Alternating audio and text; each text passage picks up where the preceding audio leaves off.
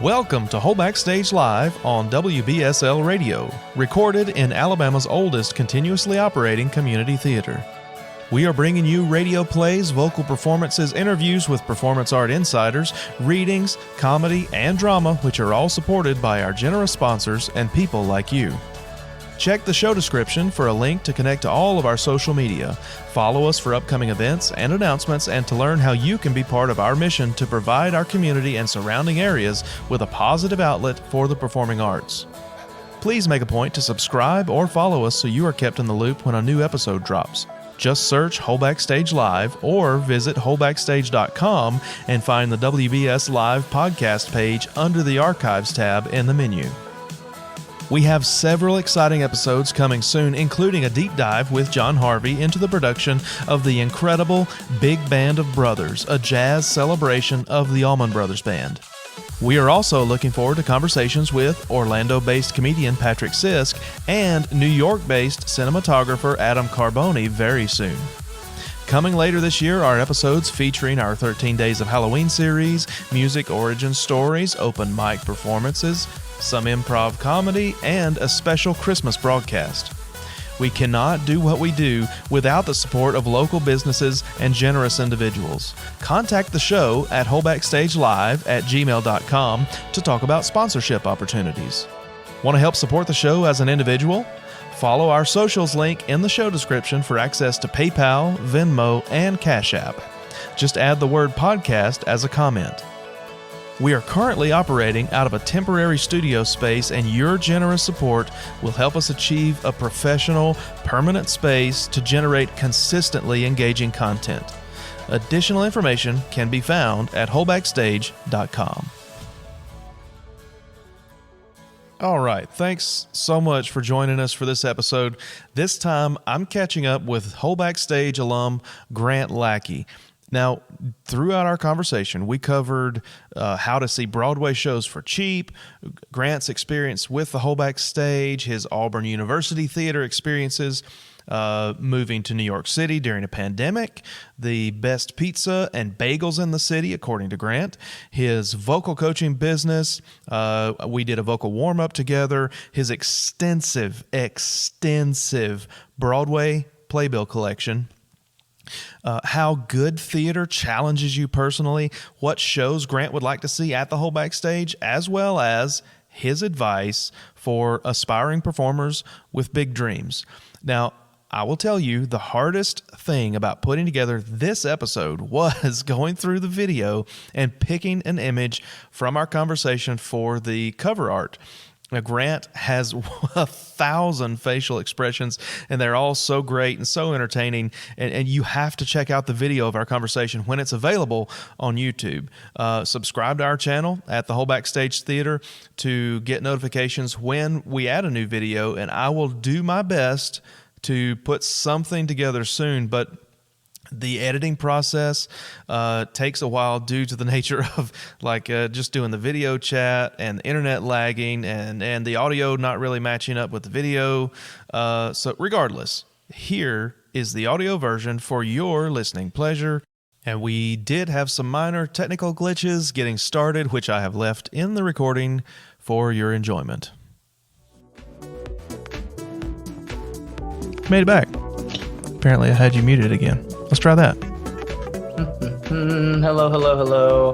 And that's a neat little. Maybe we'll just make that like part of it. Like we should change platforms altogether. Do you want to try Zoom? Well, see you later, buddy. It's been fun. Okay, see ya. Great times. See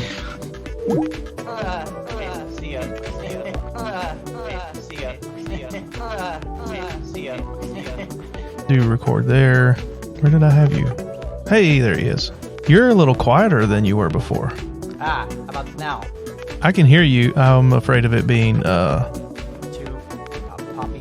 quiet on the recording, but you know what we can do? We can play it back right now, and I can tell you. Okay, cool. Okay. There we are. There you are. You're full screen. That's all I care about. If it sounds weird, here we are. Whatever. It's okay. Yeah. I'm happy to be doing this because, we talked about this a while back, and I'm going to shoot over here and grab my notes so I can act like I'm prepared. Right? My cheat sheet too. You know what else? After all the audio wrangling we did, I'm going to have what they call a little drink. So, Hey, there we go. Oh my goodness. Oh, I didn't know it was that. What is this podcast rated? It's rated whatever it ends up being rated after we're done. Okay, all right. I don't know what the intended audience is. All right. I hear you. There you go. Oh man. So, anyway, as I was saying, we've been talking about this for a little while. And it's kind of evolved, after we started. As you can tell, listener, we're just getting started, right? So I'm figuring this out as we go.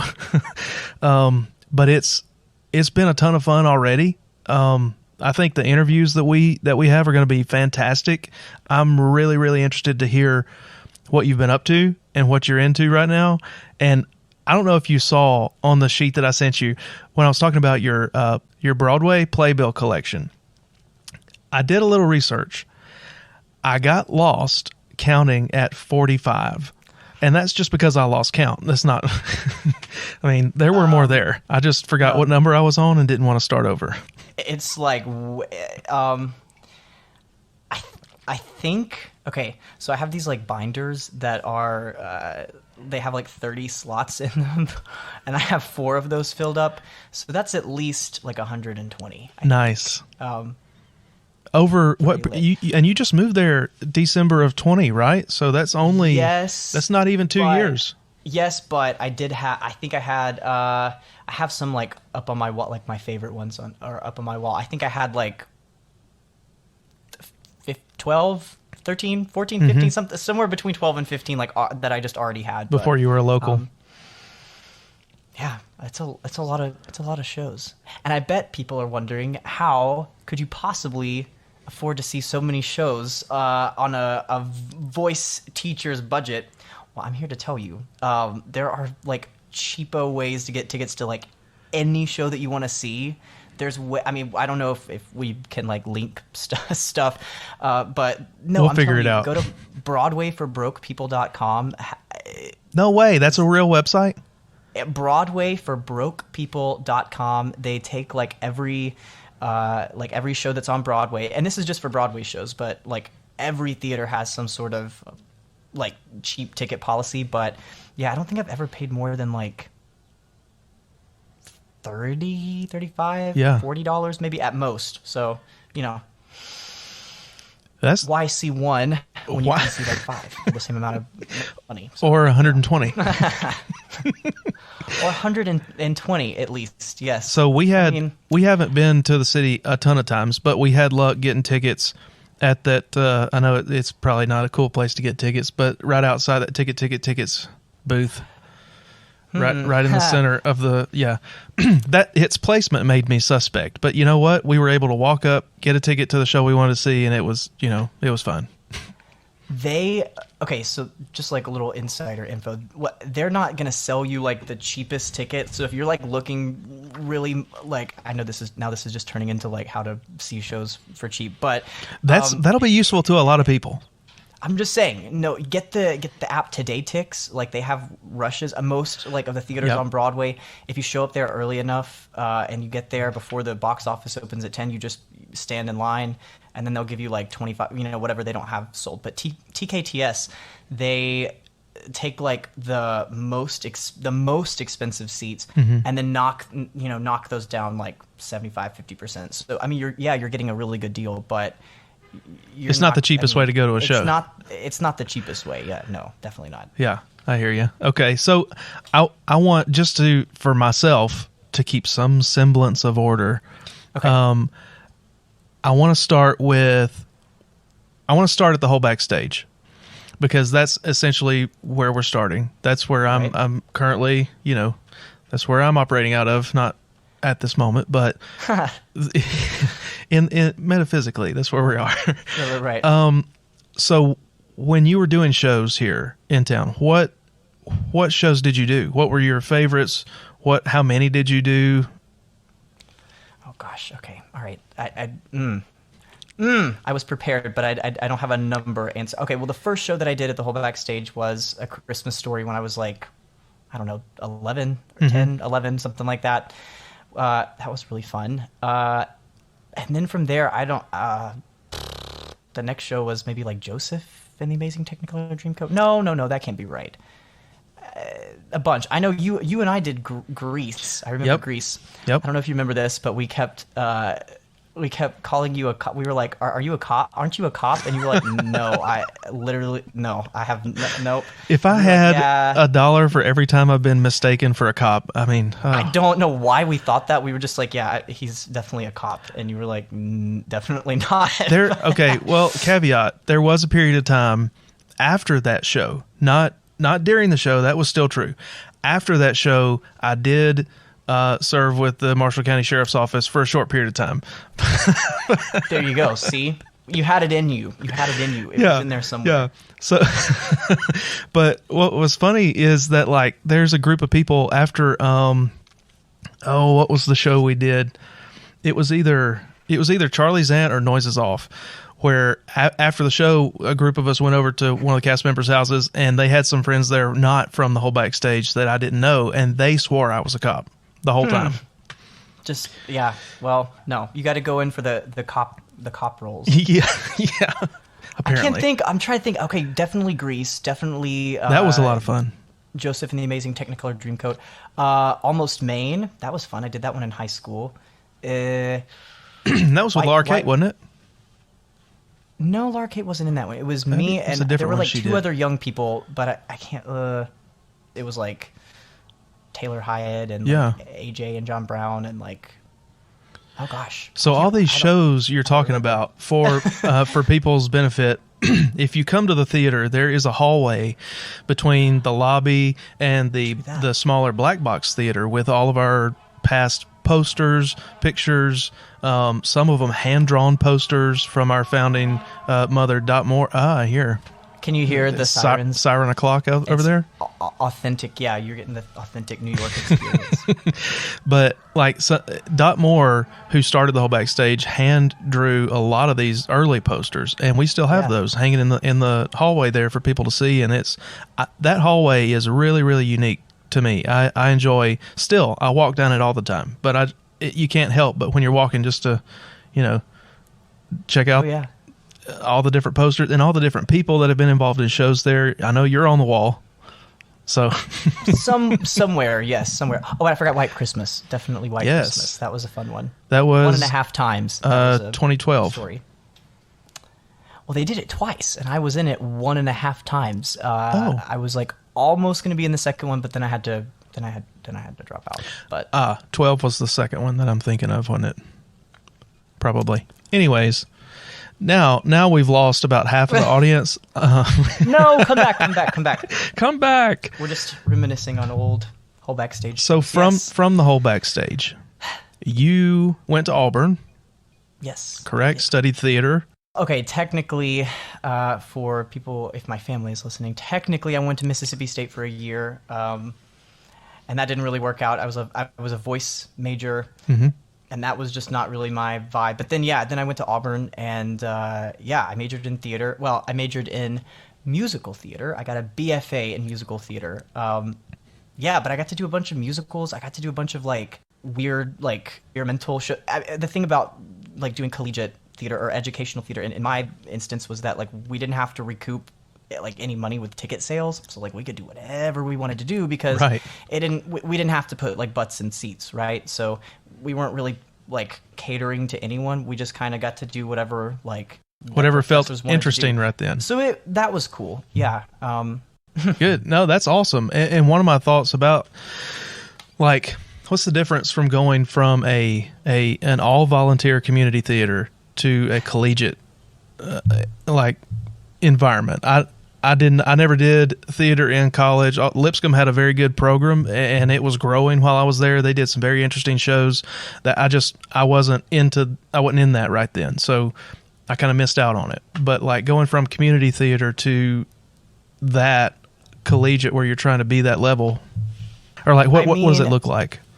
Well, volunteers versus like professionals, it really, I mean, it just depends on the people. Cause like, you know, you have to think like volunteers are people who are like going and working like a 9 to 5 and then get off and like, you know, have to make like dinner for the family and then they go to rehearsal. So it's like clearly those people like want to be there and like want to do the work. And then, you know, you can sometimes find people like professional people who, you know, are so like jaded, and that is their job. So, you know, some of the kind of like the joy of theater can get lost. Now, I'm not saying that all professional people are like the worst, but you know, you don't, it's an Sure, overgeneralization to say like people who are volunteers are just like, you know, not as good as professionals, because that's just not true. Yeah, no. But like working with them, I don't know. I mean, I think I was like spoiled because I just had such great experiences like at the Whole Backstage that I just remember that so fondly. And then going to Auburn, you know, I was really fortunate and got to do a bunch of really cool shows and had really great experiences. Yeah, I don't know. I don't really think of them as like community and professional theater. I mean, you kind of remember the people. You know what I mean? Yeah. So people are cool. At Auburn, what were some of your favorites? Were they musicals? Were they straight? I mean, I always get, well, you know, not to toot my own horn, but I always did get cast in the musicals. Obviously. I'm a guy and I can sing. But no, I loved my, I don't, is it my favorite? Okay, I have two favorites. My first favorite was Mr. Burns, which is like this super weird, like post-apocalyptic 3-act play. And it's like it's basically just about, you know, storytelling and how stories evolve and how theater and telling stories is like integral to our being as humans. And so I got to be like Bart Simpson in this like deranged like opera thing where we had these like creepy masks. I'm not doing a very good job of selling people on this play, but I promise it's really cool. I want to see it. And my other favorite was, it's called Mr. Burns. It's by Anne Washburn. It's a great play. It's a really good read too. She took like actual conversations that people like had trying to like remember things about The Simpsons, and that's like the play is.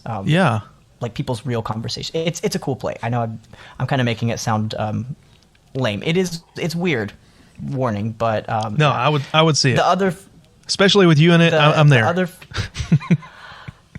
I mean, I'm just saying. The other one could not be more different. It was called The Bell Stratagem, and it was like this late 17th century, 16th. I don't know. It was around the time of Shakespeare. I can't remember exactly when it was written, but it was so cool. It was like this 3-hour long British play, and I love doing plays. I would do a straight play like in a heartbeat. Yeah. Well, you mentioned the British acts, like the British plays. There was a period of time at the Whole Backstage where I did 2 back-to-back British accent plays, 2 totally different accents, and 2 totally different plays. But I mean, I was like, am I gonna get out of this anytime soon? I mean, it came back around. It's fun. You find yourself just like walking around, like, you know, talking to yourself, and you're like, oh my gosh, why am I like using a British accent? Yeah. Oh, I love dialects. That was like my favorite. That was like one of my favorite things in college. One of the ones that I used that was super fun, and I hesitate to even say this because more people are going to hear this than just me and you, but whatever. This lady came to the show one night, and this is in Guntersville, Alabama, and it was Noises Off, and I was playing Tim, the stagehand. So this lady starts coming up to me afterwards, and she's talking to me, and she says, I really enjoyed the show. I felt like I was back home. And I was like, wow, thanks. Okay. And why are you here? High praise. Like, why are you in North Alabama watching our community theater show? Like, how did you get here? I mean, you know, that was where my mind goes. It's like, how did you find us? Where did you come from? But yeah, I don't know. The mix of people you run into in community theater is astonishing. Yeah, do you not remember who came and saw our Grease? Rebecca Luker. Was it? Yeah. Do you remember that? Yes. Wasn't that wild? Why was she there? Again, how did you find us? Do you remember? Yep. I mean, literal like Broadway like leading lady, and she was just like she just like came. Yeah, and people. What? I think we knew before the show that she was there. I think I remember people running around saying, "Do you know who's here?" Well, I'm still starstruck to this day. I can't believe. Yeah, I have there's a picture somewhere on Facebook of me and her. Oh wow. And that's so. Moving from Auburn to the Big Apple, December 2020. What are what would you say were the biggest challenges of moving to the city, and what are some of the best things about being there?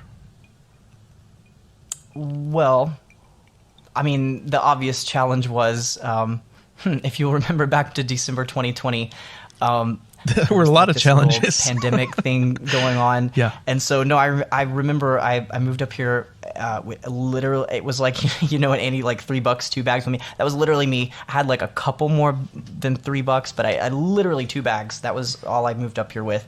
And when I first got off the plane, you had to like sign this thing that was like, you can't leave your apartment for like 7 or 10 days or something like that after you get there. So I got here, 10 days, waited, went out, tested positive for COVID.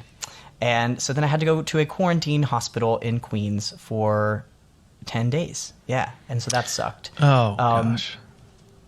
It was crazy, but I'm glad, it was my New York welcome. But so your first 3 weeks were in isolation, basically. Yeah, basically. So I was isolated here, then somehow it wafted in through the window and I caught COVID, and then I had to go stay in a quarantine hospital. But no, I mean, it was hard because not a lot of now a bunch of my friends live here. I was the like crazy person who swooped in and was like, okay, everyone with half a brain is, got out of Dodge, and then I'm going to swoop in and pick up somebody's lease for really cheap, which is what I did. I mean, I'm still at the same place. I love it. I'm in Washington Heights. So if you've seen much that, I'm like, hey, that like the meme of Leo DiCaprio with his scotch, he's like pointing at the TV. That's literally me. I'm like, oh my gosh, that's my street. Hey, that's where I go to the grocery store. So no, yeah, it was challenging, but no, it's super rewarding. I think, it's just it's really inspiring. I mean, there's just like a certain energy, like when you're here, you feel it. You know what I mean? Like you get off the plane and people are, I don't know. It just makes me inspired and energized. Well, it earned the nickname "City That Never Sleeps." I mean, there's always something going on. Yes, that is very true. Yes, people love their horns up here. Yeah, I think like in Alabama, I can count on like one hand the amount of times I honked my horn at people. People here, I mean, no joke, have no patience when it comes to like honking people's horns. And if you've ever been in a taxi before, oh my god, it's like Mario Kart. They're like. So the guy we were up there several years ago, and the guy that was driving us said he knew where we were from, and he was like, "So in Alabama, a horn is like a middle finger, right? That's the connotation. It's like if you blow your horn, you're about to go at somebody." He said, "Up here, we just blow our horns like say, hey man, I'm over here." Yeah, hey. No, yeah, like and not a toot. No. Yeah, like people. I've been here, for everything. Year and a half, and I still just sometimes it's really funny when there's like a traffic jam and you poke your head out the window and you see all the other people like looking their heads out the window. We're like, yeah, okay, it's a traffic jam. It's the magic of New York. But no, I miss drive. It makes. I miss driving, though I would never, ever, ever drive in New York City. Like, there's no reason to, right? No. I mean, oh gosh, no. I mean, that was a challenge too, like figuring out like public transportation, like taking trains and buses, and like you just got to walk if you can't do that. I hear they have the electric scooters now. Oh gosh, yeah, they do, but I rode a bike once. Actually, it was on my birthday last year. I rode a bike, like I rented it down like in Times Square and like was gonna take it all the way back. Like rode all the way through Central Park. It was go ride your bike on the street with those other cars is never again. Yeah, no. Oh. I will take the train or walk in the future. Yeah. No bikes for Grant. Well, so, okay, taking the train and the buses, and that's one thing I really appreciated about being in larger cities is the public transit, is that it's, I guess from somebody who never gets to take advantage of that, even living in Nashville, we didn't have it. I mean, we had the bus system, but there was always talk about building some kind of light rail, but they never did. I mean, so, to me, it's fun. It's like something you don't get to do. Well, until you do it every day, and then it doesn't get as fun. Yeah, I mean, when you see like people talk about like, oh my gosh, like the subway is crazy, believe them. Like anything you can imagine seeing on a subway, you will see on a subway. So it is. You said I have stories. What comes to mind? Oh gosh, like subway stories. You want to know subway story? Okay. If anyone is familiar with the NYC Rat Man on TikTok, it's this guy who has like a giant rat head, and he just like literally terrifying people. This dude like scurries onto the trains for TikTok. I don't know. I've never watched it, but he one time like ran up behind me on like 14th Street, and I screamed like bloody murder. Oh, I don't know. I mean, again, I don't know what we're hoping to keep this rated, but I've seen lots and lots and lots and lots and lots of things, but that was the one that I could. That's my G answer, my rated G answer. So who is somebody that everyone would know who takes public transit that you may have run into? Like I've heard Keanu Reeves just takes takes the subway just because. Well, this is actually before I moved here. This was like the first time that I like came to New York in college. But Jason Robert Brown, that was really cool. 13 and oh my gosh, he's done way more than that. Parade, Bridges of Madison County composer.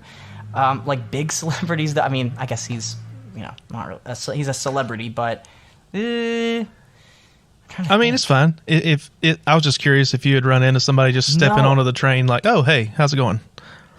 No, not like, I mean, there's, of course, Broadway people take the train because most Broadway people are still poor, but no, I can't think of any. We have lots to go through still. It's fine. So I have a question about what is the most common misconception that people have about living in the city that you've discovered is like, that's not really true? Well, every time that my mom calls me and I'm like on a walk, I go on lots of walks, and there's like birds in the background. She's like, "Y'all have birds in New York?" Or we're like on FaceTime and she sees a tree. She's like, "There's trees there." Yes, there's trees there. There's birds. There's parks. I guess like the biggest thing, like I got this like a lot before I moved here. People were like, don't tell people you're from the South. Like don't. Keep your head down. Don't like talk to people. Which first, I mean, I don't really have like a super thick accent anyway, but no, people here love it. People find it like really endearing. People like Southern accents and stuff. And I think just like the generalization that people are like ruder here, which I guess the horn thing, kind of proves me wrong. But no, I mean, in general, people are just as nice as they are there. I mean, if you're going to like McDonald's in Times Square and expecting the cashier to like ask you how your day was and like how was your grandma and stuff, like no, it's like let's go. Yeah. Of course there is that energy, but no, I mean for the most part people are just people. People are cool. Yeah, well, horns are you're in your car. If face to face is That's much true. nicer. That's true. You don't have to get out and talk to them, although I'm sure that happens sometimes. Yeah. You see people. Oh no, we're getting out. Buddy, we're not done with this. So, do you have a favorite pizza place? Yeah. It's called Coronet. I use my like forearm and hand to measure it. They call it New York's biggest slice of pizza, and it's like totally true. It is as lengthwise as big as my forearm and hand. Oh wow! It's like bigger than a medium-sized pizza at Domino's. It's incredible. It's really good, and it's like right by my house, so that's also why. That's a plus. Convenience. Yeah, that would help a lot in that decision. And I had a question about a favorite bagel place too, but as a tag to that, I know you saw this. Is it required when you move to the city to pick a favorite bagel spot, and how quickly must you do that? I mean, is it required? No. I mean, to each their own. I guess some people. I try to not like eat the exact same thing every day, but it's of course it's nice to fall into a routine and be a regular and like walk in and then they just start making it like, oh my gosh, that's like the best feeling in the world is like, what's up, and then they're already making it. No, I mean you don't have to, but yeah, like I said, I mean it's nice. It's nice to be a regular at places. I end up going to the same places more than I should, but. Oh, favorite bagel place. Yeah. Mike's Bagels. They have the best. They have the best bagels, but they also have the best cream cheese. They make like all these different kinds of. Yeah, the best bagel is the everything bagel with strawberry cream cheese, which I know may sound a little off-putting to some, but that's my go-to order. Yeah. No, that's good. We get that when we go to Auburn. We hit a Blue Bagel and get. Everything with strawberry or blueberry or try all the cream cheeses. Their cinnamon too. One, oh my gosh, like cinnamon. I think it's cinnamon cream. I'm not cheese. Adventurous. See, I picked my that's my bagel, and so I'm like, they know it's just that's what it is. Yep. I should go in there. I should shake it up. I should be like, what? Yeah, I don't know. All I eat is everything. Like when they start making your regulars, be like, yeah, I want that, but actually, I want to add something to that. Well, maybe put half and half strawberry, half. That's a good Surprise idea.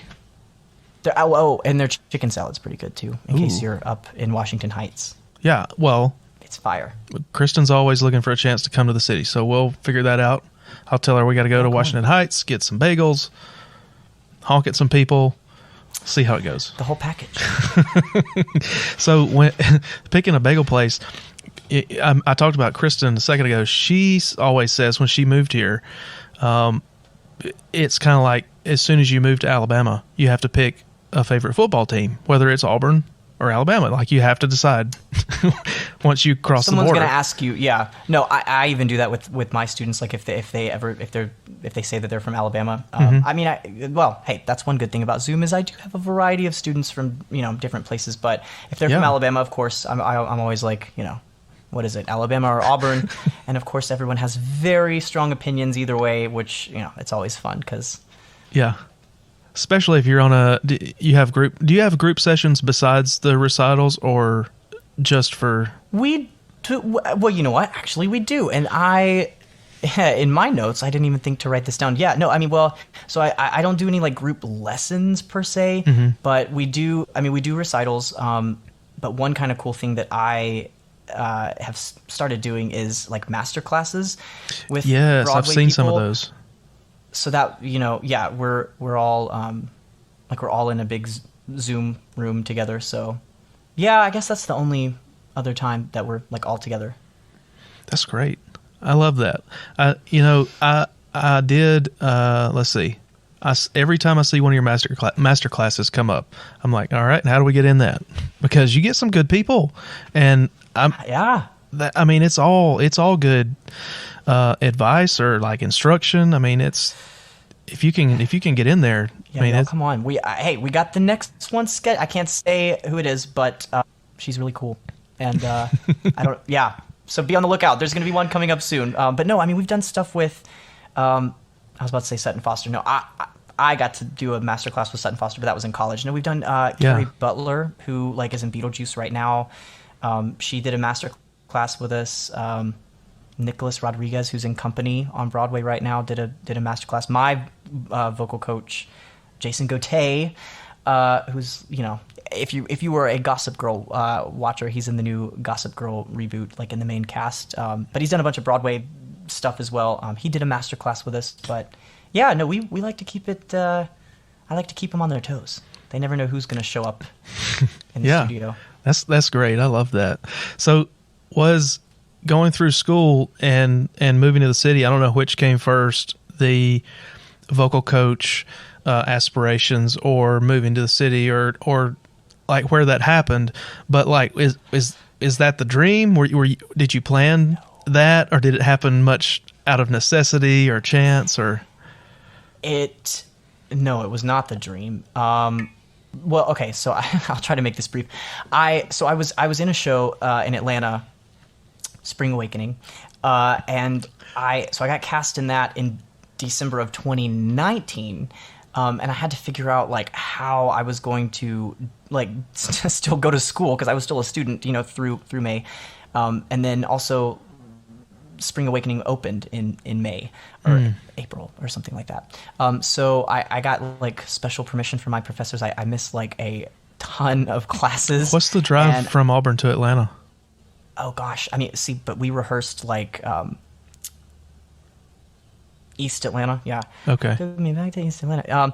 It like 145. I don't know. It was intense. 145, 2 hours, like one way.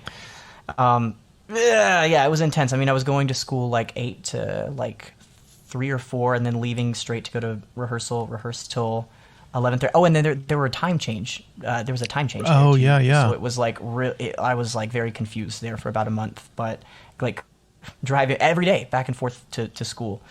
So that was cool to like get to like work professionally and like get paid like while I was in school.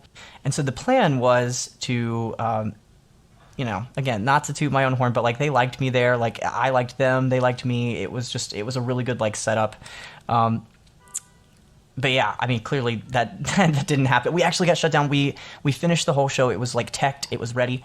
The very next night we were supposed to have our like preview, like the press run, like the preview, and yeah, we found out that night that we were.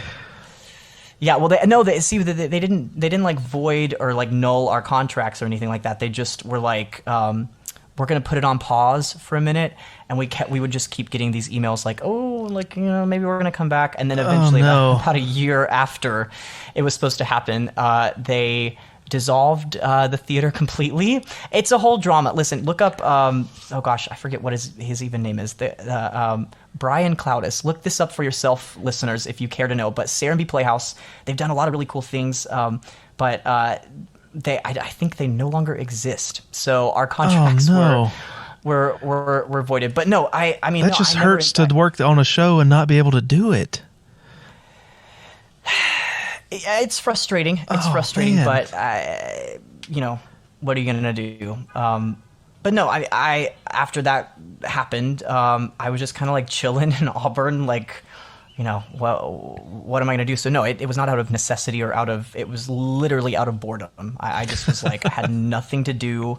I was like, I bet I could get 4 or 5 people together and, just work together. And, now I teach like close to 60 students a week. So I never intended to like make it a thing. But I certainly am glad that it happened. Yeah. It's just one of those things where you like, I'm going to open the door and this is what happened. People walk through it. I'm still kind of just like every time I open a new semester, I'm like, will this be? Are people gonna sign up? Will I get enough students? But I've just been really, really fortunate, really, really lucky. Well, one of the things I like that you do is the booked it announcements, like for your students. You do a show graphic and booked it and kind of give them a shout out for landing a part. I mean, that's great. I mean, hey, they're happy because they're getting a little extra shout out, and I'm happy because it makes me look like I had a little tiny part in helping them. No, I mean that's great. Me and my friends laugh. I know they're a bit much sometimes, but why not celebrate? I think it's I don't think it's a bit much. Going through like trying to get information for like to sound like I could talk to you about things that are going on. I see those and I see them come through on Instagram on the theater page because we follow you, and it's great because a lot of your students are from here, and a lot of students do shows with us at the Whole Backstage and at their respective high schools or middle schools, whatever, Lighthouse. I mean, it's fantastic to see everybody in this area, in this community who are, not just I like to do shows, but like they're going the extra step and getting coaching and taking it seriously. And they're all fantastic. Like there's several in Willy Wonka coming up. Oh gosh. I think. Well, I actually got a couple of extra this summer that weren't students when I posted that, but I think when I posted it was like 17 of my students were in Willy Wonka. Like, whoa, it's a lot. Listen, hey, if anyone needs any help on Willy Wonka stuff, I think I can like recite the script. You probably know. Just tell me to go. I think I got it. I can step in for anybody. I'm like the universal swing. So. And you're flying in for that show, right? Of course. Actually, you know what? I haven't been back to Alabama in a while. I mean, I am kind of due for a visit, so I'd be due for a trip. That would be a good place to knock out 17 visits. So yeah, you never know. So along those lines, what is a fun vocal exercise that we could do this evening? Let's see. Okay. Well, I do. So just to let people know, I have like kind of my basic warm-ups that I use to like help vocalize people and figure out like what your range is. Are you an alto, soprano, tenor, bass, whatever? I'm going to show you one of my fancy warm-ups that I like to use. Are you going to do it? Am I going to show it to you and you're going to okay, cool. I'm going to do it. I'm not I've been clearing my throat a lot, but I'm going to do it just because I'm here with you. That's what we're going to do. I'm going to we're going to hold on. I'm going to switch my microphone setting to okay, now it's in stereo. So in theory this should sound all right, but I'm going to play this on my keyboard. Okay. This one is called well, I guess it doesn't have a name, but it's called Io-Wahaha. And the point of this exercise is for us to differentiate between glottal accenting things with a glottal attack versus accenting things with our breath. So I'm going to show it to you first, and then I'll let you try, and then I'll tell you how you did. This is fun. Okay. Let me know. We can skip the tell me how I did part. It's fine. No. You don't want a mini voice lesson? Can you tell me if you can hear this keyboard? Yes. Okay, cool. So it goes like this. E-O-A-A-A, and that's it. So E-O, and then from there, 1, 2, 3, 4, da da da. So E-O-A-A-A. Okay, Yeah? I'm going to move my mic as far away as yours is. Oh, that's great. Okay, cool. Am I projecting? Can you still I can hear you just fine. I just don't want to be. I don't want to be all up in people's stuff. Okay. It's Io-Wahaha. The trick. Okay, I guess if you're watching this, great. You'll get this. If you're listening, okay, I'll tell you what I'm doing.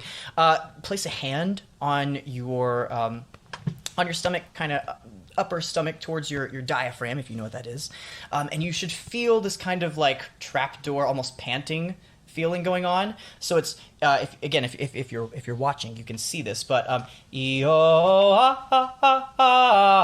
so we're engaging the transverse right here. All right, here we go. Let's try it. So here we go. Ready? And let's do two more.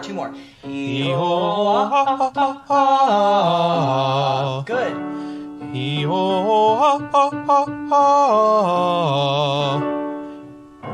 Yeah. Okay. Cool. Good job. So maybe I stayed on track for the third one. You did it. No, you did it right. A lot of people tend to accent it with like because it's easier to do but you hear the difference. So this it's a good warm up.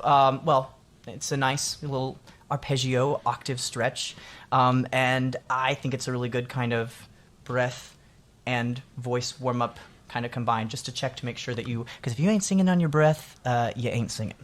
That's a philosophy. Yeah, it's not gonna happen. So anyway, good Thanks. job. You did a really good job. Yeah, thank you for that. That was fun. We'll have to have other people drop in and do that. Oh wait, no, that's your class. If only there were a website. If only there were a way to do this with Grant all the time. Oh boy, but there is. Oh yeah, man, that was fun. Thank you. Okay, so after that exercise, what has been your experience? Like, okay, you said this business started in Auburn and you took it to New York with you? Okay. So what has been your experience? From the Auburn city board. No, you're supposed to pay like a business fine. But yes, it started in Auburn, and no, I did not pay any business fine. So come at me, the city of Auburn, I guess. No, it started in Auburn, and it all started online. I taught a couple of voice lessons like in college one summer. Kelly Brook, my mentor and one of my dearest friends, let me use her house, actually, her sunroom. I had to clean it out myself. And she let me use her sunroom to teach voice lessons. So I've done some in person. And of course, I've been in voice lessons myself since I was 6. So of course, I've been in a lot of in-person lessons. But this studio technically is totally online. I've been really lucky to meet a bunch of my students who have come to New York, and they come on visits. And of course, I have to look you up. That's always really fun. But yeah, no, it's been completely online. I think my business is different from people who had a business before the pandemic versus me who started it during the this was, like you said, I made this in the pandemic just out of boredom versus people who maybe had some kind of business and had to transition into figuring out how to work this. That's all I know. They had a system, they had a way they did things, and then they had to say, oh, how do we do it now in these current in these conditions? But you were in that, so you were just this is how we do it. Yeah, pretty much. That's great, man. I'm proud of you. That's fantastic. We see I was telling you earlier, I was going to go to a show tonight, and it got canceled because of COVID. So I don't think it's something that hopefully is going to go away soon. Of course, I would love to teach in person. I actually have a couple of my students from Alabama coming up here, and we've got some in-person coaching. We've already got some spaces rented out for people to film some stuff, and I'm going to come in and help them in person. But I guess the pandemic it still kind of is around, especially in New York. We get outbreaks like crazy. So for me, it's really helpful to have this online that I can literally do from anywhere. Where you're able to just keep plugging along and keep moving forward regardless. A student from Switzerland. What? There's no chance that I would ever have been able to connect with these people had it not been for Zoom. So for that, I'm thankful. But, so you mentioned Switzerland. This is a sidebar, but okay. Most of, I guess, working the theater's Instagram feed, that's where I see a lot of your stuff. And I also followed an account called let's see, what is it? Switzerland Clips, maybe? And it's just short video clips of the most beautiful places I've ever seen. When I tell you their school schedule is so bizarre to it's so strange because they have summer break and sports break where they all go and ski and stuff just in public school. Oh, it's cool. And then of course then you can just go to other places in Europe. My students will be we went over to Germany for the weekend and just went around. I'm oh, okay, yeah, okay, sounds cool. fun. That's awesome. Yeah, I went into Harlem. That's cool. Probably the same kind of feeling crossing borders. Do the boroughs have their own unique personality as much as? Yeah, for sure. I spend most of my time in Manhattan, but I go to Brooklyn occasionally. Brooklyn's the cool people. Manhattan are the uptight busy people. The Bronx is the Bronx. The Bronx, you gotta look out in the Bronx. You gotta keep your it's you'll be all right, but it is it's a different vibe for sure. And Queens too. Yeah, same with Queens. Wait, what's the other one? I'm missing one. Wait. Oh, Staten Island. Well, why would I ever go to Staten Island? Yeah. I don't know. They have a ferry. I keep hearing that they have a ferry. They do have a little Staten Island ferry, and she'll take you. You fly right across the river. You can only do That's one at fantastic. a time, so it's a little backed up, but no. I was totally, I was off base on that. I didn't know you got to fly across. That's great. There's only the Staten Island ferry. It's a whole experience. Do you have students who aspire to play on Broadway? And what do you tell them about, like, how, not necessarily how to get there, but like what's, I guess, what kind of mentality do you have to take on? What kind of things do you need to be focused on? What kind of things do you need to be involved in? Like, what do you tell them? Well, I tell them that you have to go to school and you have to have good grades because that is like the most important thing. But the next thing is, if you want to be on Broadway, do it. There's no these things. Listeners, I'm referencing my cell phone. You can literally look up anything in the world on these things, and you can submit from anywhere in the world. So if you're in Alabama, take advantage. The pandemic really shook up the theater scene. I think at all levels. Like everyone had to kind of rethink like how do we. How do we do shows safely? How do we keep people safe? How do we keep the act? A lot of rethinking had to happen. But wait, where was I going with that? For people who want to be on Broadway, just to do it. Like, I mean, does it? Yeah. No, I mean, we're sorry. Thank you. Oh my God, I lost my train of thought. We're in a time where like people are taking like self-tapes. Most casting calls are accepting self-tapes.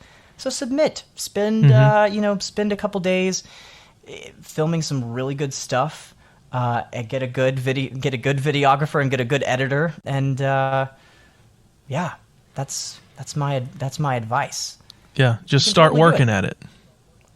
It is such a small community too, so like that's the thing is like if you don't hear back from someone, it doesn't mean that you're never gonna get like a role ever.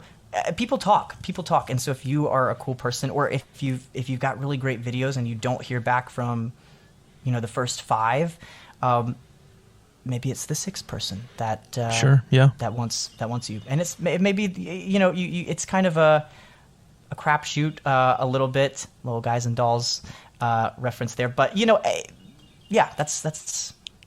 that's kind of the name of the game though.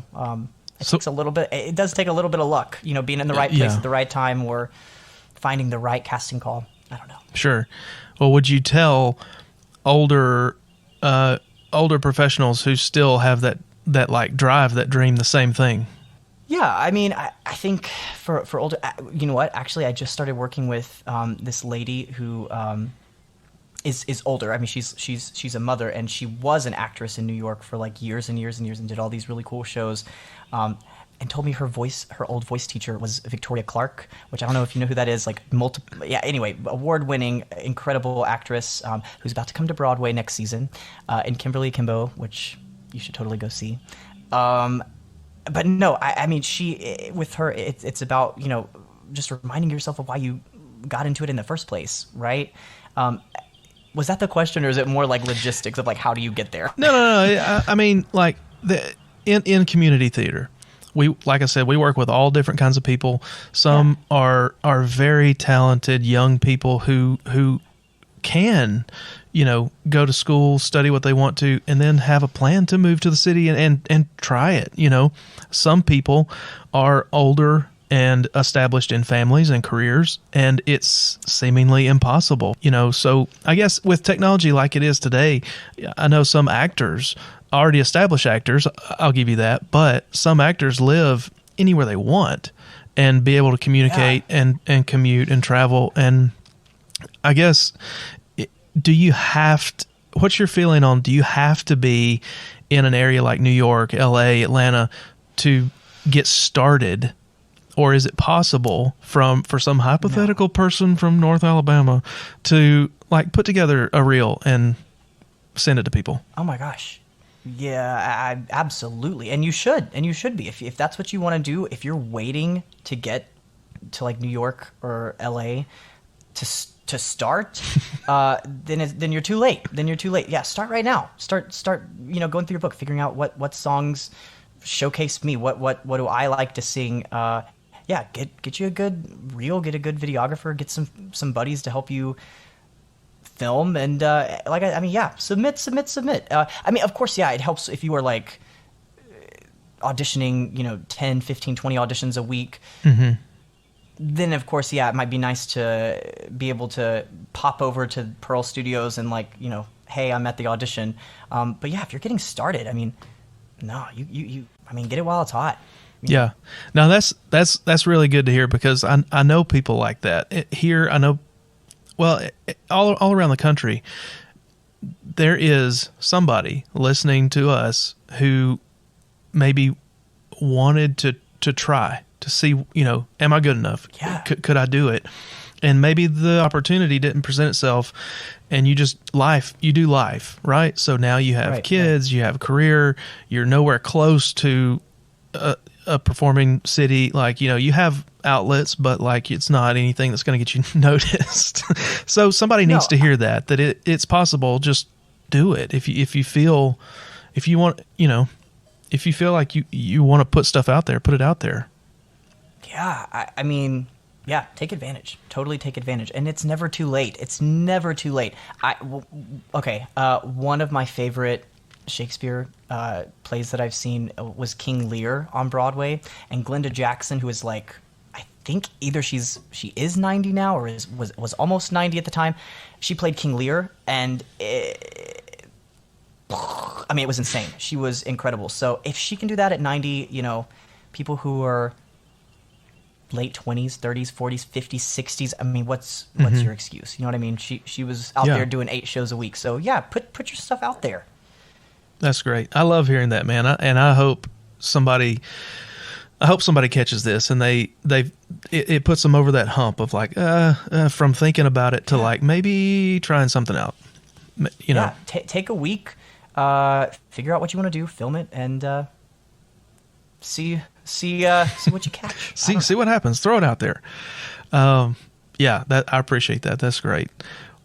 So your Broadway Playbill collection. I know we touched on it at the beginning, but what have been maybe some of your favorite shows, and has there been any that you went into and you were like, oh my gosh, why did I? Yes. Why am I here? Both. I mean, favorite shows that I've seen. Okay, so like this season, my favorite shows were, I don't know how everyone feels about Michael Jackson, like on a personal level, but MJ, I'm telling you, oh my, I think about that sometimes, and I just am like, how did they do that? I love shows that, you're oh my God, Harry Potter and the Cursed Child. If anyone's ever heard of that, literal magic, like right in front of your eyes. The stagecraft it's insane. I guess that's not from this season, but no. Oh, and my other one that I really, really loved, and it did really well at the Tonys, which I was happy. The Lehman trilogy was this play. Oh, okay. That was really cool. I don't really know how to describe it, but it's about the Lehman Brothers who came over and basically started like one of the biggest banks, like loan systems in New York. But there is a whole act. There's 3 acts, and one of the acts takes place in Alabama. They first came up into like the Mobile area, so I thought that was kind of cool. Wow. Yeah. And Company the musical. Oh my God. Like, sadly it's closing, but I could watch that like every night and never get bored. Oh, Sondheim. Yeah. Yeah. So Company, I have to check that out. Yes. What's one or two that you regretted walking into? Oh. Or do we not need to go there?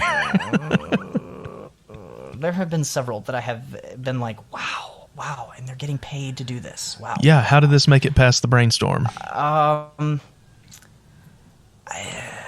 I mean, even on Broadway, I've seen some really wacky stuff off Broadway, but like even on Broadway, you. Yeah. Do you keep those? You just think. Do you keep those bills in your collection, or do you just put them away? Like, No. I keep them. No. I keep them. It's nice to have that to really. It balances things out. I see things that just like absolutely like boggle the mind, and then I see things that are like yeah, this could have definitely been done like better by a middle school somewhere. But you know, Yeah. No, oh no, I'm sentimental. I keep everything, all my playbills. So, what is it about, I guess, a show? Is it just for the love of theater itself? You just want to... I mean, yes, I'm an audience member, but no, I mean, it inspires me, like, in my own craft. Like, I see things that, you know, like I said, are mind body, like, you don't understand how something it's like being a little kid again. You're like trying to figure out the magic trick, like how did they do that? And it doesn't even have to be the stagecraft. It can be like an acting choice, or like, you know, vocals, or going to a new musical that you don't know and hearing these songs and just being like flooded with emotions. No, I mean, it's like a full body experience for me when the show's good. When the show's bad, it's, you know, a full body. It's a full body, like, I want to walk out here experience. So has there been a show or maybe a particular moment in a show that touched you, just like like a transformational moment, like you just felt it deep? Well, yes, there are several. I'm trying to think, like, I mean, if you've never seen The Lion King, I had never seen The Lion King before seeing it on Broadway. I mean, it tours everywhere, but the opening, like when the animals are like coming down the aisles, I don't know what it is about these people walking around with puppets, but it just like, and like seeing Phantom for the first time, and like seeing the chandelier fall, and like being there in the orchestra when it's spoiler alert if you don't know Phantom of the Opera. It's been out for like 40 years, but you should know. Oh my gosh. Yeah, if you don't know by now and you're listening to this, then there's a chandelier. There's a chandelier at the yes, there's a chandelier and it crashes. Spoilers. Yeah. Other like crazy moments. I mean, I guess my first like real like crazy moment was not on Broadway, but you know, seeing Little Shop of Horrors at my high school. I saw it every single night. It's still my favorite musical. I mean, that's what made me want to do theater in the first place. Was I was obsessed. I couldn't get enough, and I think I was sadder than the people who were in the show when it closed. Like I was more personally affected by. I was like, no, what am I going to watch now? I wish you had seen ours. Oh, I wish I had too. Oh my gosh! Just because I want to know, like somebody like you who's like a collector of shows and Little Shop. Like if that's one of your favorites, I would have liked somebody's perspective to like just to know how we did. You know, I mean, I'm sure it was wonderful. Oh my gosh, Ashley.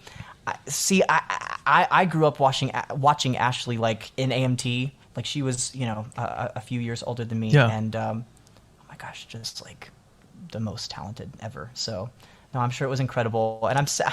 That is the one bad thing about. I mean, I love living in New York, and there's always like fun stuff to do, but it does make me sad having to cheer on from 1,000 miles away. But well, it you know, that was a lot of fun for us to do that show. I honestly didn't know a lot about it before auditions came up, and I was like, I was trying to get ready for auditions, and I was like, man, this is awesome. I gotta get in this. And so, but the experience for me doing a show is weird because we put a lot of work into it, and then we present it, and it seems to be well received, at least by some, and I never get to see it. Like, I don't know what it's like, you know? I mean, that's true. I know the show and I know what it's supposed to look like, but I don't know what the audience experiences. And so that's true. Yeah. I mean, you'll never get to experience, but hey, we've got the best seats, which is on stage. Yeah. In the show. Yeah. That's always bothered me, is that shows that I'm in, I'm like, man, I wish I could see this. That's true. Hey, understudies, get an understudy and sure, go walk out. Yeah. I don't know. That's my solution. But so what is it?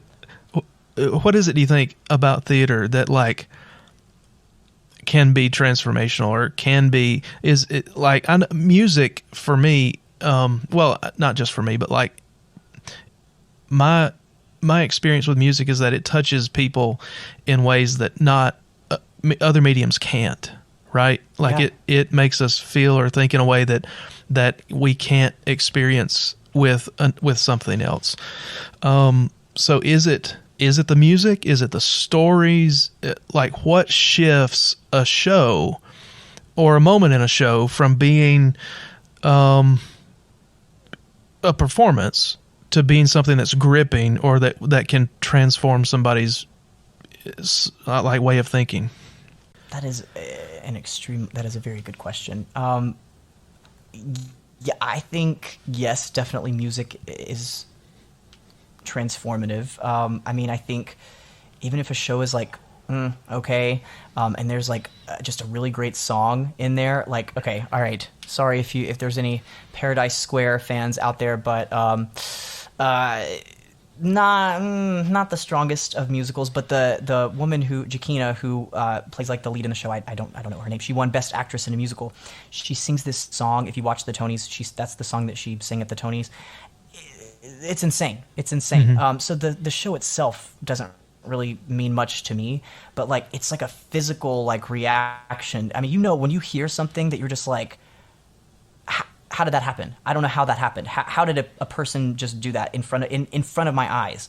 It's like a real life miracle. Yeah. I mean, it's like a full body like and no, the same for plays. I mean, you go and you see a play and the people are stiff or they're not believable. They don't seem like real people that you would encounter. You kind of can be put off by it, but no, you go see a play that the people are real people and they're telling like a real story, whether it's real or not, right? It's real to them and it's real, and they make it real to you. I've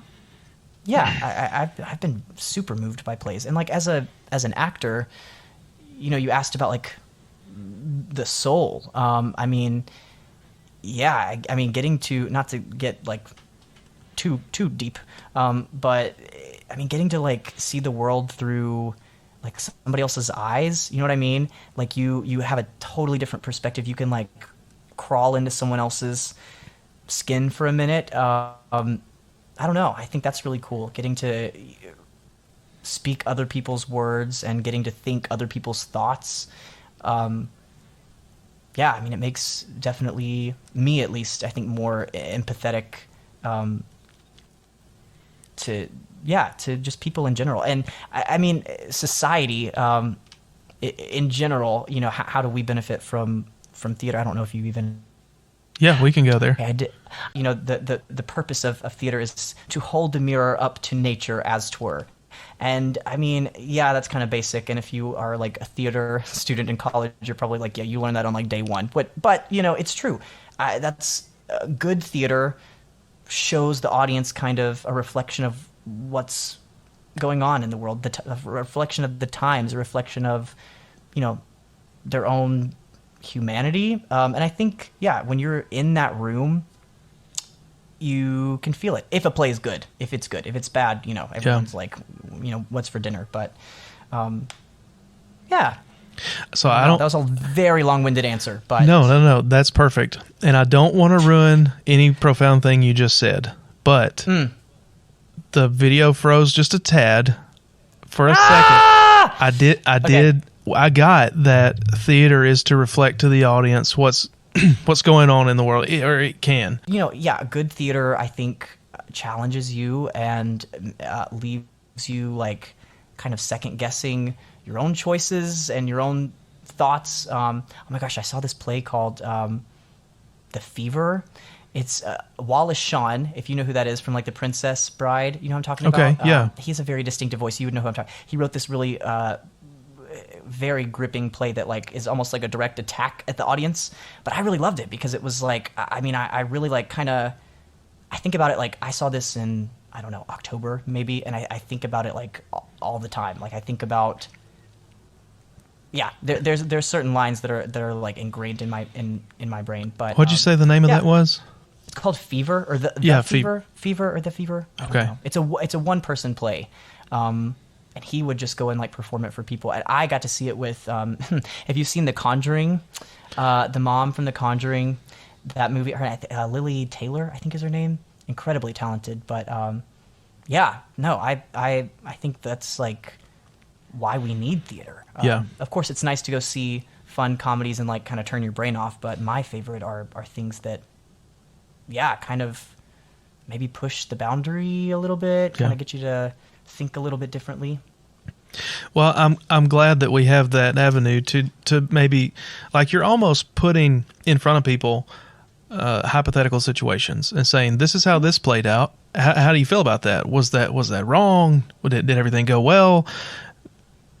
Decide for yourself, Yeah, I mean, it makes whereas we in like our real lives have our own, we walk around. Everyone walks around with their own kind of prejudices and judgments that they hold, whether you think you do or not, you do. And I think when you go and see theater and you shut up and you just listen for a minute and you watch, you can empathize. I mean, you see people as people that you may not necessarily otherwise care to listen to their story or. Yeah.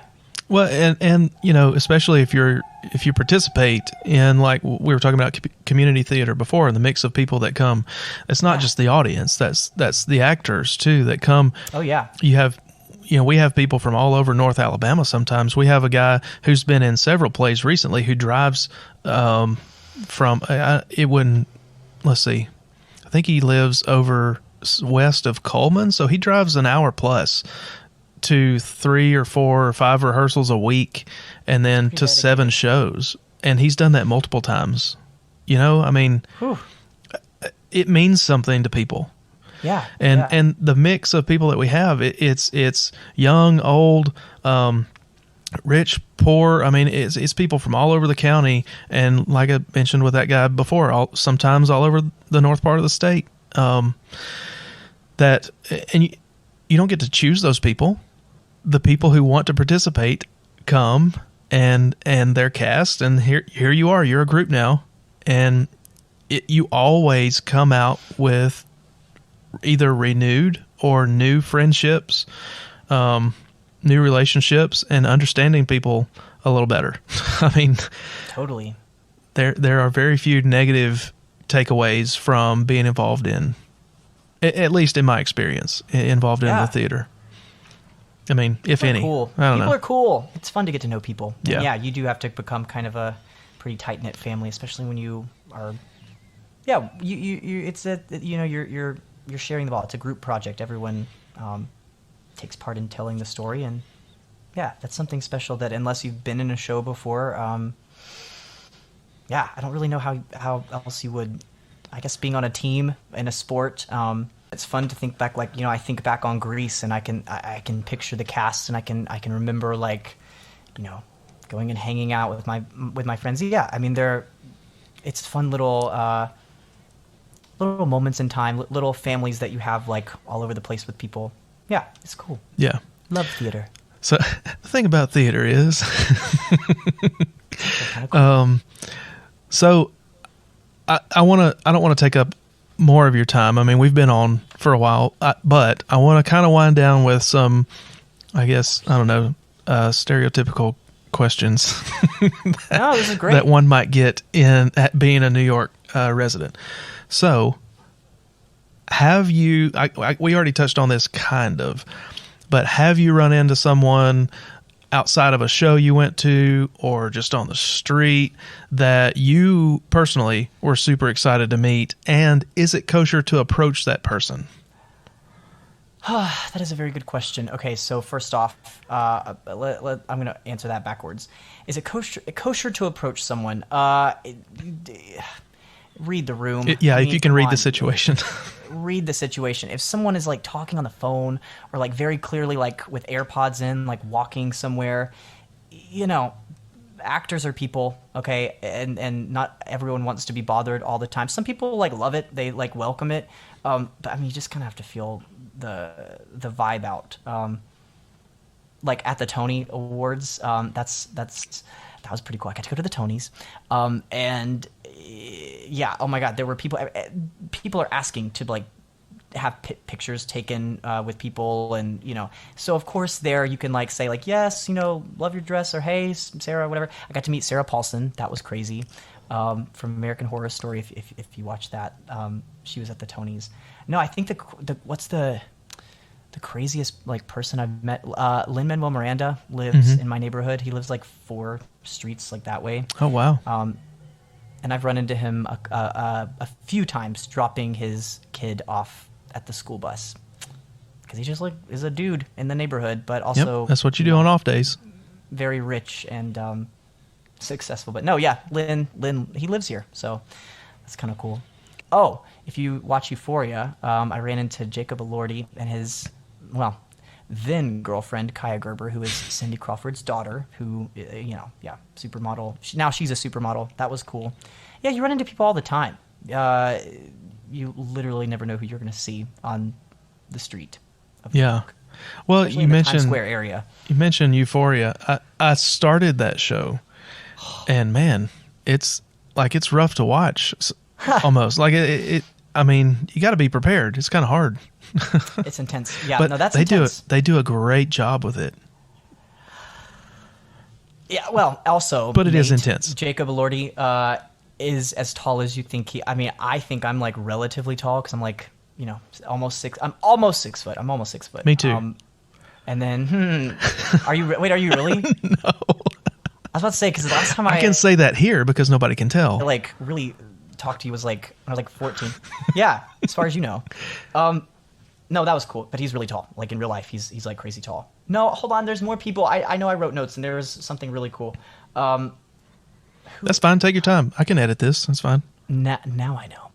I got to go to this cast party for Little Shop of Horrors. They had one of their cast members who she closed the show on like a Sunday or something, and then that Thursday, she went on in 6 on Broadway as Catherine Parr, not as an understudy, not as an alternate, but like, so that's what the party was for.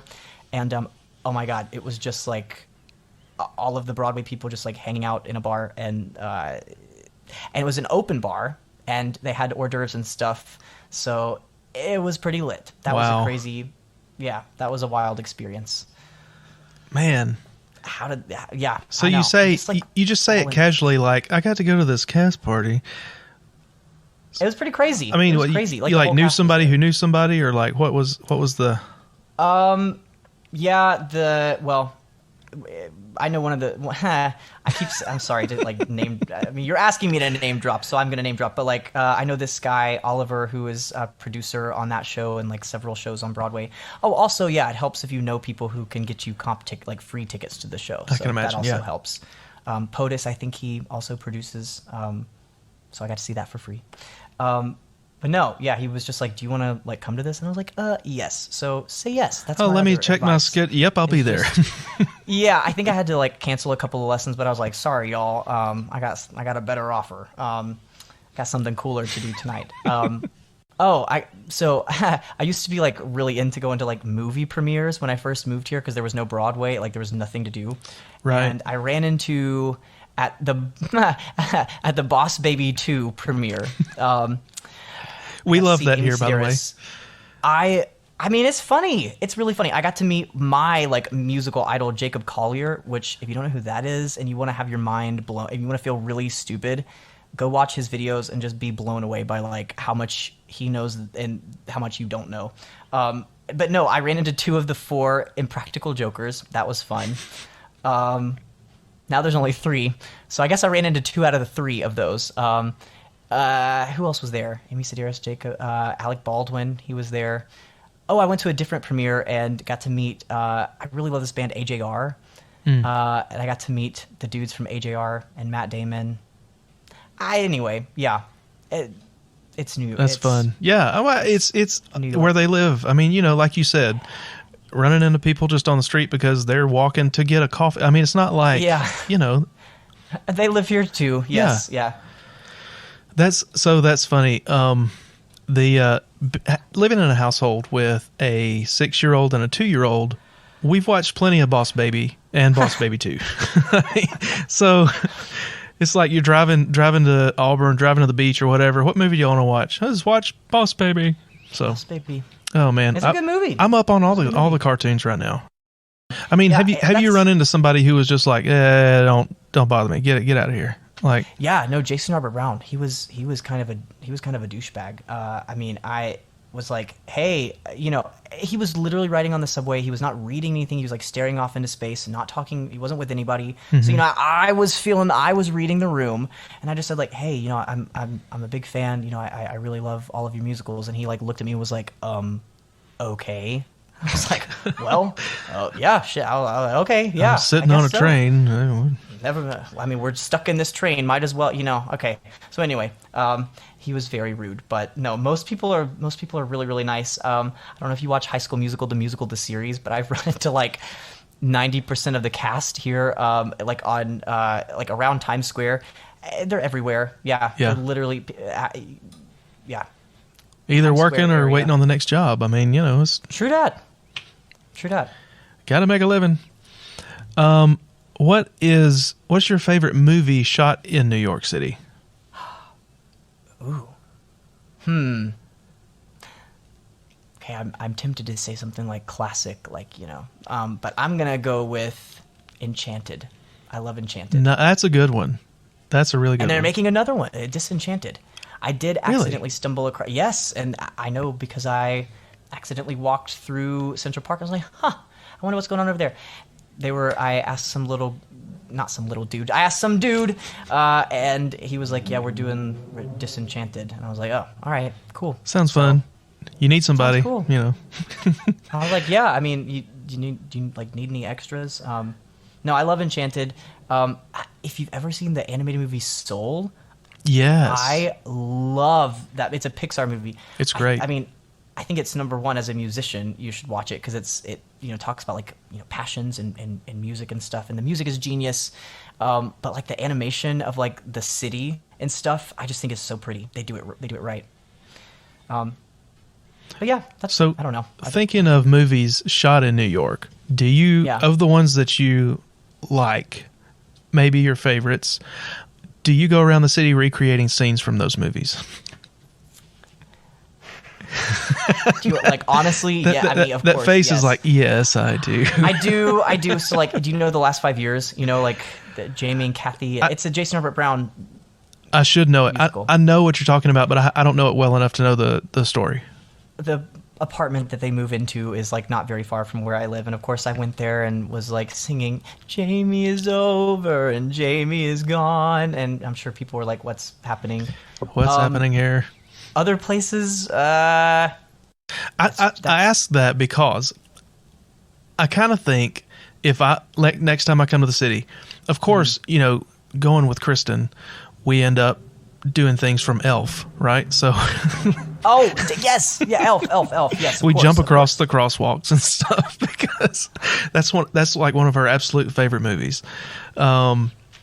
But I kind of think that I would end up going around to scenes from Home Alone, Lost in New York, and just like, I don't know, saying, why not? Kevin was standing right here. I'm trying to think. I don't know if I found, of course I've been to Central Park before. I don't know if I found that like specific place where like the pigeon lady and stuff. That would be cool to find. I have been to the Plaza Hotel. I've seen the tree at Rockefeller Center twice, 2 years now, which is weird. The funny thing about movies like that, especially that one, is when at the end when they shoot him in Rockefeller Center and it's totally empty. Like, oh yeah, right. No, they've when is that place ever empty? No, never. I'm trying to think. Where else do they go in Home Alone 2? Well, Central Park. I don't know what store it is, but Duncan's Toy Chest was a storefront. Let's see. I wonder if the loading dock that he jumps off of and Harry catches him. I wonder if that's really the loading dock behind the plaza. I'm sure somebody know. Okay, actually, you know what? If you really do for real want to know, there's this show on Apple TV Plus called Central Park. It's like in the same animation style as Bob's Burgers. They do a whole episode where Fred Armisen voices this dude who does like a Home Alone 2 tour in Central Park. It's very funny. I'm not making it sound funny at all, but I promise it is. It's really funny. I do like Bob's Burgers. I haven't seen the movie yet, but nope, I haven't either. It's very similar to Bob's Burgers, but a musical. So Yeah. Oh, that's going places. I need to check that out. Your interest? I'm saying it's funny. It's funny. Was there anything else that you wanted to cover while we were together, or have we? Oh gosh, have we done it? I don't know. Is there anything? Well, all right. I don't know. Have we done it? Well, my timer on the stream is showing me an hour and a half. So, right? It doesn't feel like that. Well then, yeah. I guess we have covered. Actually, there was one thing that we didn't get to, but can I just say it really quick? We don't have a time limit. You can, yeah. One of the questions maybe was, I think you had something in there about like what should the Whole Backstage do next, and like what do I think of? Yes, what thank you. With your extensive Broadway experience and all the shows that you've seen, I love that question. What would you like to see us do here at the Whole Backstage? So I came up with a couple of things. So I don't know. Again, I like things where you can where they have good like world building, where you feel like you step into the theater and you sit in the audience and the show starts and you're like whoosh, somewhere else. You're somewhere else. Yeah. You're like taking me somewhere else. But I also love things that are like challenging, that make you think, and things that are inclusive and tell like different stories that maybe people around the area may not, have had access to before. And that's why I really love my favorite show that I think the Whole Backstage is doing next season is To Kill a Mockingbird, because I just think I got to see that on Broadway with oh my God, what's his name? Come on, Jeff Daniels. Jeff Daniels, yes, thank Yes. you. Oh my gosh, I was gonna which was an experience, but yeah, I mean, I think that play is very, very much challenges people and people's way of thinking. And I just think anything that any show that you can pick that is inclusive, that is challenging. And again, I know I'm kind of privileged in saying that because, as a community theater, you have to think about what's going to sell tickets and what's going to put butts in seats. And, you actually have like prices that you have to, you have money that you have to recoup. But I think we're in a good place where, we kind of have the tools in place to reach people and let them know what's going on, and they'll come or they won't. I mean, I'm really excited too about this next season, but also let me tell you what we're doing for the 23-24 season. We are coming up on celebrating 50 years as a theater, continuously operating community theater for 50 years. And we say that the Whole Backstage is North Alabama's oldest continuously operating community theater, but I don't know that all those caveats are required. I think it could be Alabama's oldest continuously operating community theater, but you have to have continuously operating in there, because we're definitely not. It's a 100-year-old building, but it's definitely not the oldest in Alabama. It definitely not the oldest used as a theater. So, but the fact that we've been operating for 50 years as a community theater in Guntersville, Alabama, it's pretty incredible because of the people, like you were talking about, the people that come. I mean, I think of a handful of people that just show up. You know what I'm saying? Show up time and time again and over and keep driving things forward. And without them, we wouldn't be here. But okay, I say all that to say, the 23-24 season, celebrating our 50th year, we are staging all new shows that we've never done before. Yes. So this season that you're talking about, kicking off with To Kill a Mockingbird, we're celebrating our 49th, and we're doing shows from our past that we have done within those 49 years to celebrate getting here. And then our 50th year is just, we'll see what happens. All new shows. I don't know if the Whole Backstage has done this. Clearly, I'm not 49 years old, but Parade, I love that show. I think that would be really good.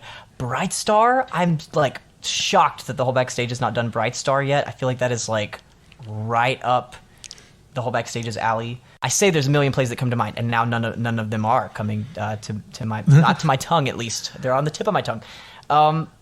That's fine. I just, with everything that you've experienced and on so many different stages,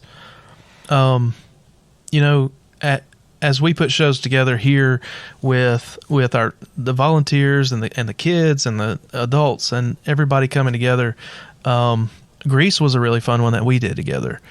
And Diane is a fantastic director.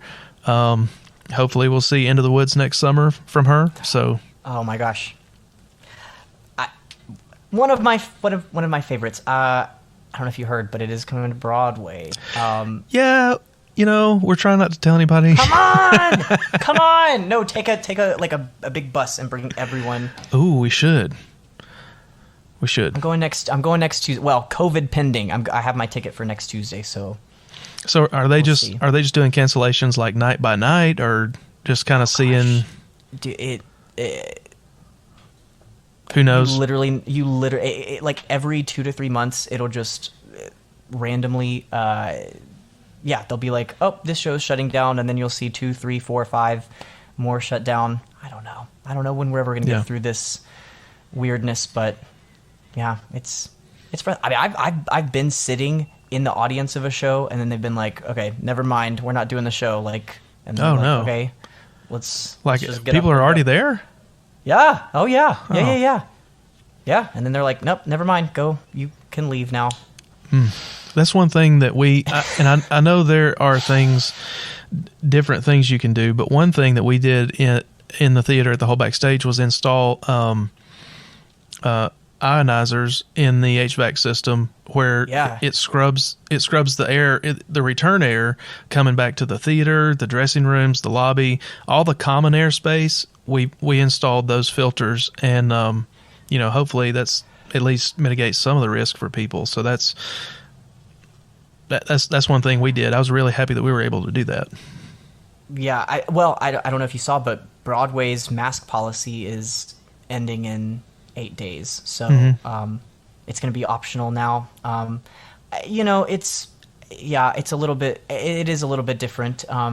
There's people from all over the earth that come to, you look around in an audience of 1,000, 2,000 people, there's somebody from everywhere, you know what I mean? Versus a community theater, right, where the tracking may be a little bit easier. So I'm sure there's other circumstances, but dude, I think, like I said before, I think everyone is even still trying to like navigate and figure out like how do we keep making theater, and how do we make it safe and responsibly. Yeah, it's fun. I know. That's the thing. Responsibly, while giving people, the option. While still being able to pay bills and do shows and operate, and it's tricky. Yeah.